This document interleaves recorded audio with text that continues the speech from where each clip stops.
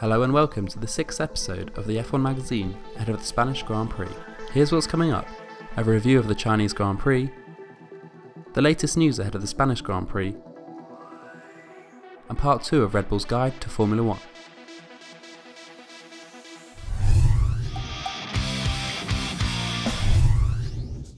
Lewis Hamilton closed the gap to championship leader and teammate Nico Rosberg to just 4 points thanks to a commanding win at the Chinese Grand Prix. The Mercedes driver has now racked up his third consecutive victory for the first time in his career.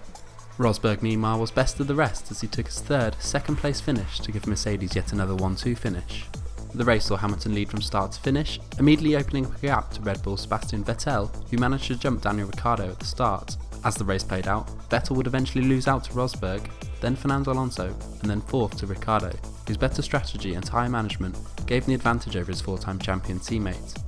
Team orders however came into play during the race, to the dislike of Vettel, who at first said it was tough luck that Ricciardo found himself behind, only to later move over and allow the Australian through. Alonso meanwhile managed to hold on to third to secure Ferrari's first podium of the 2014 season. The race failed to match the excitement and close racing of Bahrain, but some battles heated up toward the closing stages of the race. Nico Hülkenberg had to fight hard to keep 6th as the charging Valtteri Bottas could smell the additional points, but in the end couldn't pass the Force India. Contact at the start of the race cost Felipe Massa a strong finish, with a poor pit stop the final straw pushing him down to 15th. The last overtake of the race, a brave move from Kamui Kobayashi on Jules Bianchi, was discounted after the checker flag was shown to Hamilton a lap early, cutting the race short by 2 laps from 56 to 54.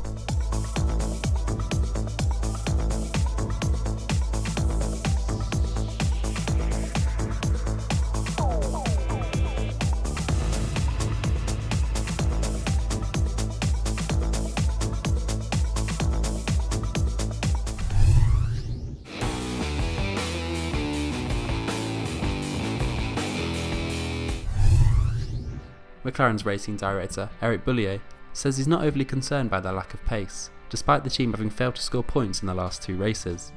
The Frenchman says the team has already found huge gains in the wind tunnel, and they're working hard to manufacture the latest upgrades, which will gradually filter down to Button and Magnussen's MP429 before the Spanish and British Grand Prix. Boullier reckons that gains could amount to McLaren taking back the title of best of the rest behind Mercedes. Ferrari president Luca de Montezemolo has revealed that he met with Ayrton Senna on the Wednesday before the Brazilian's death during the San Marino Grand Prix. The pair were keen to agree a deal which would have seen Senna exit Williams at the end of the 1994 season to end his Formula 1 career with the Italian team. Swiss female driver Simona de Silvestro got her first taste of a Formula 1 car earlier this week as she got behind the wheel of a 2012 Sauber at Ferrari's test track in Fiorano. The 25-year-old managed to complete enough running to gain her super license, which will allow her to drive Sauber's 2014 car during a test session later this year. Describing the experience, she said it was something very special and driving the car was just awesome.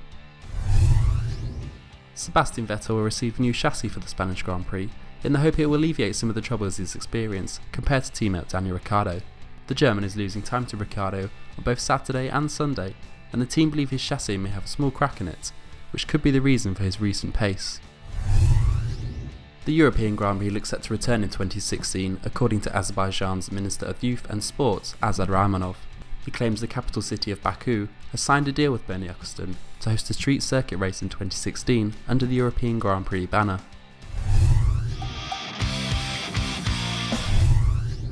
This week sees the 20th anniversary of Roland Ratzenberger and Ayrton Senna's deaths during the 1994 San Marino Grand Prix. In memory, the F1 magazine will be releasing a Senna Special, which will be coming to our YouTube channel and the F1 Times website soon.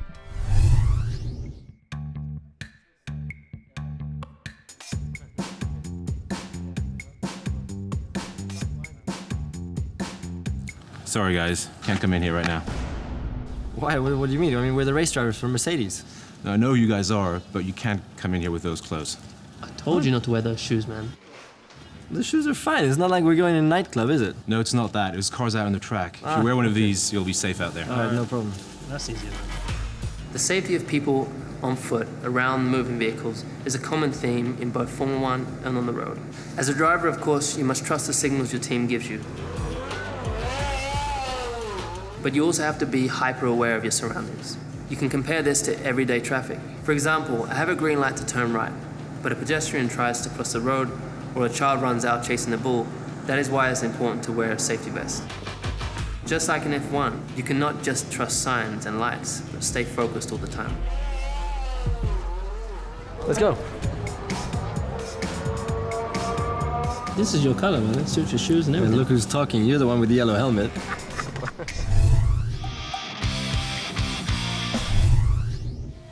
Formula One, the pinnacle of motorsport. This year, there's an average of around 60 to 70 million fans all over the world following each Grand Prix at the track or on TV. High-tech cars, speed and genuine heroes are what they like.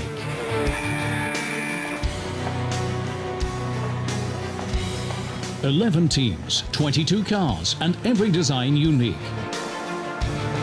Aerodynamically and in the play of colour on their outer skins. And Vodafone McLaren Mercedes colours are said to be the most visually stunning of all. A visit behind the scenes at the McLaren Technology Centres at Woking opens up a new perspective.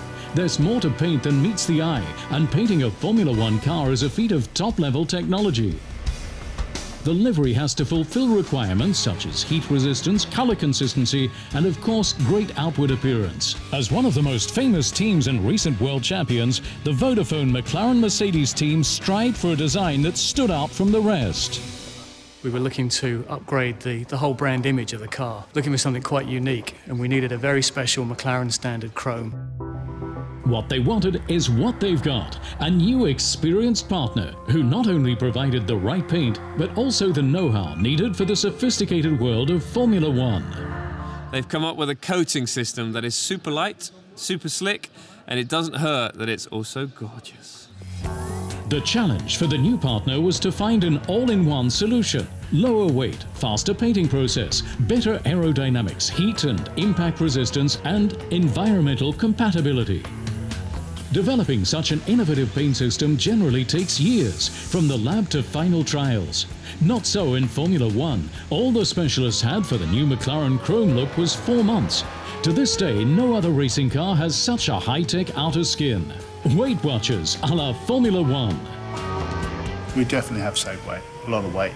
Bearing in mind on any race car, we put anything between 2 and 3 kilos of paint. We now use 4.5 coats of chrome as opposed to 6 coats of chrome. In a sport where a couple of kilos can mean the difference between victory and defeat, that's decisive, especially as painting can as much as double some components' weight. As Formula One is a high-speed business, precise work in the shortest of time is also of utmost importance. When we can reduce the baking of, say, a floor section from 4.5 to 5 hours down to less than an hour, it goes out the door on time. A challenge that the Dutch company, working with the 10 McLaren paint shop staff, masters using a piece of new technology. A huge custom-built infrared arch that hovers over the bodywork.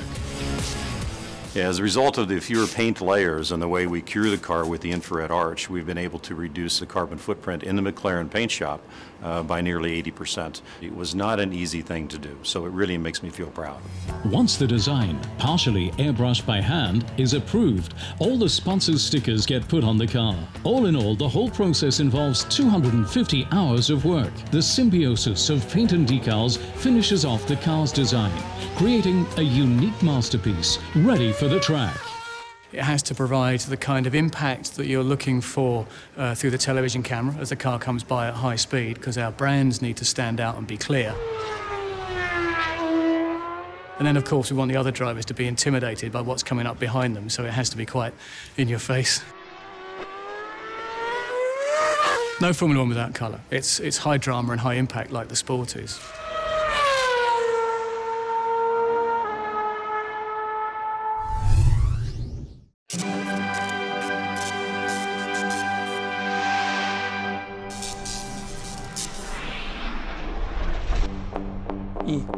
Engines. That's really the heart of the car.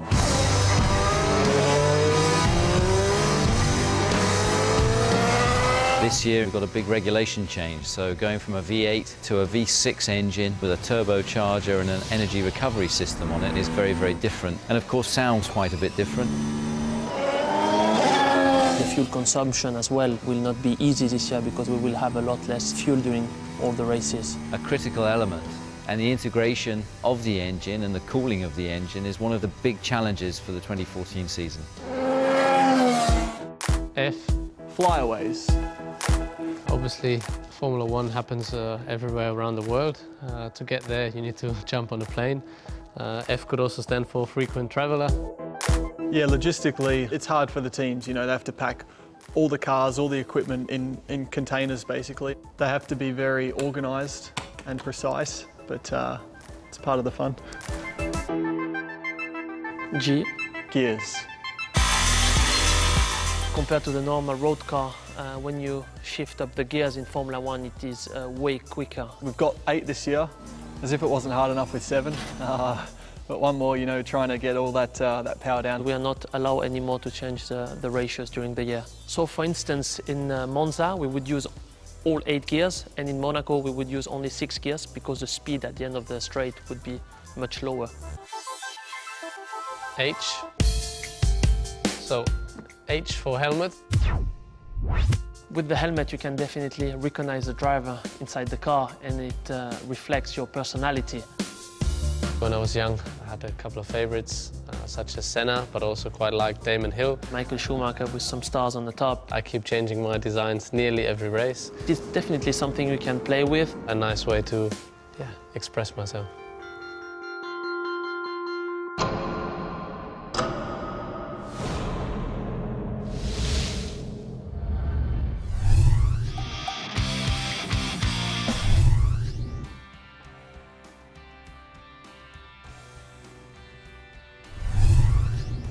The Spanish Grand Prix is held at the Circuit de Catalunya in Barcelona. The track is made up of a good mix of corners, ranging from slow to fast, and features just one long straight, so plays to downforce over engine power. Hey, what's up? I'm Lewis Hamilton, and today I'm at the Team Factory in the Top Secret Simulator. Today is all about testing for the setup, the fuel usage, the driving style, all those really technical things that we need on the race weekend. This is the Barcelona circuit. Start lap, we're on DRS. It's quite a long straight here. Very simple, just stay flat out. Really important to find the correct braking point. Carry lots of speed into the first apex, but not too wide for the second part.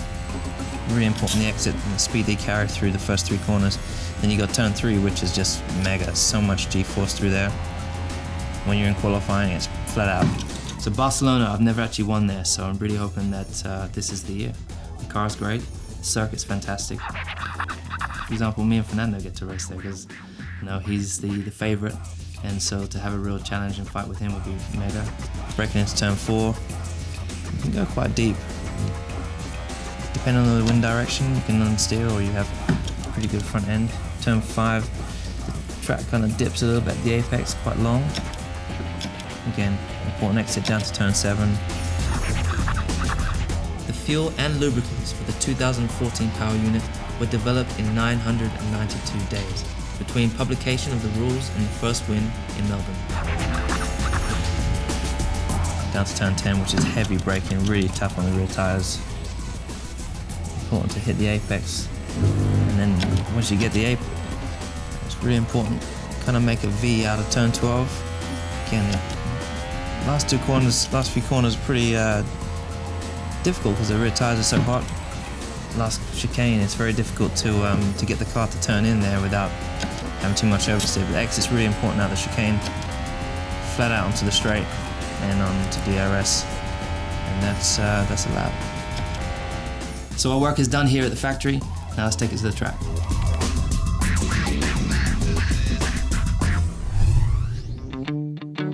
Thanks for tuning in. If you've enjoyed the F1 magazine, please feel free to share our videos.